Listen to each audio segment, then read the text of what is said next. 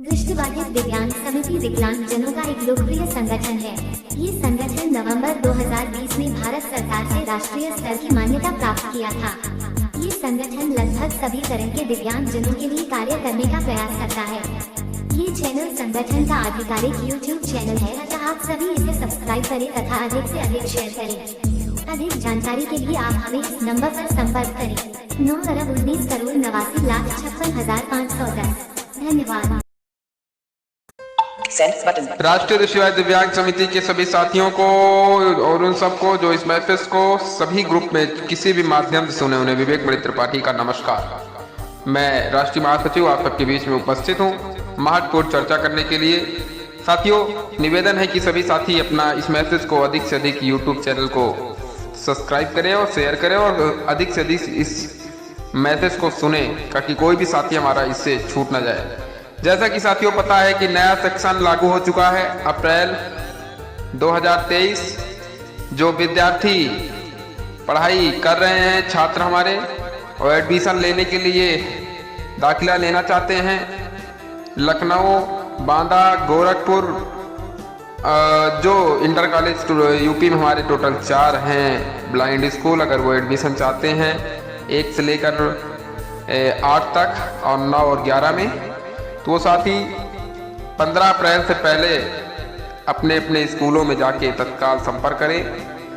अगर वहाँ किसी प्रकार की आपको समस्या उत्पन्न होती है तब आप संगठन से संपर्क करें। आपके लिए संगठन स्वयं तत्पर रहेगा। जिस प्रकार कल नीरज जी जो बिहार के रहने वाले हैं, उनके ऊपर एक समस्या आई, उनको एडमिशन में कुछ प्रॉब्लम आ रही थी, जो बिहार के हैं, तो उनको उनकी समस्याओं का राष्ट्रीय दृष्टिबाधित दिव्यांग समिति ने तत्काल प्रभाव समाधान करते हुए उन्हें गोरखपुर के लिए तुरंत भेजने का निर्देश दिया है। तो वो पहुंच रहे हैं भाई नीरज जी को।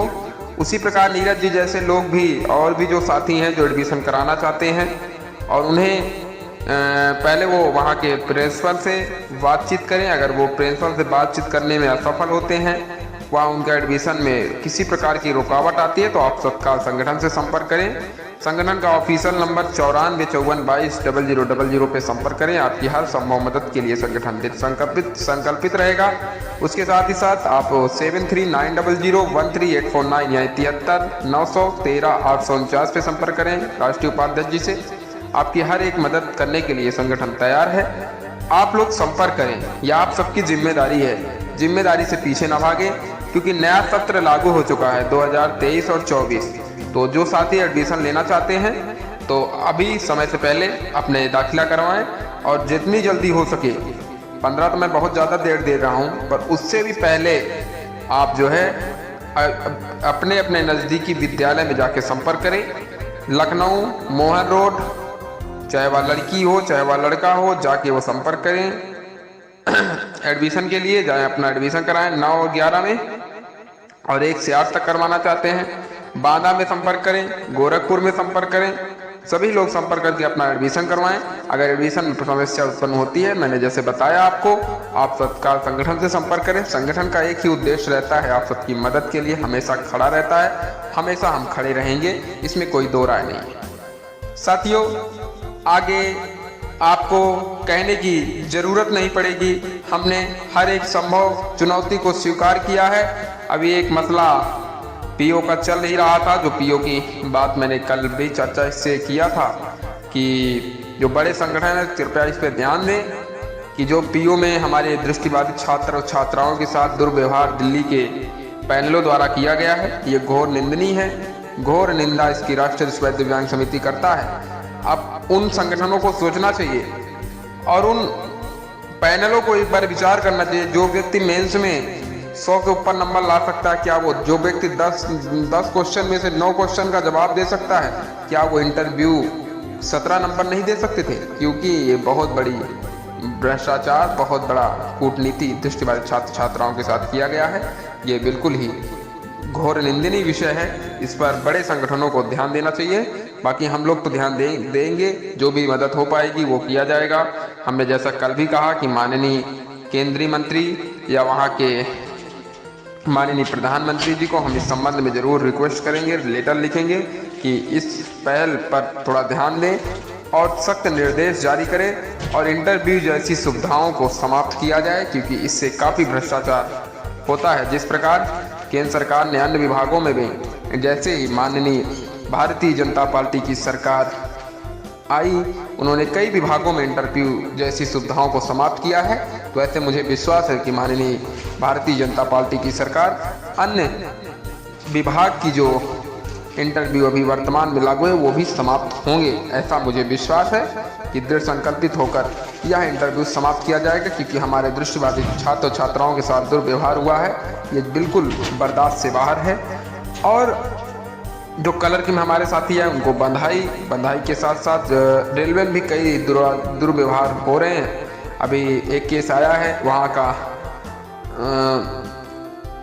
जयपुर से, जहाँ 76 लोगों की, टोटल 76 लोगों की सीट थी, जिनसे 54 लोगों का ही पैनल वहाँ जारी किया गया, जो एक घोर निंदनीय है। जो इस रेलवे विभाग के अधिकारी हैं, ये घोर दृष्टिबाधित छात्र छात्राओं के साथ दुर्व्यवहार कर रहे हैं।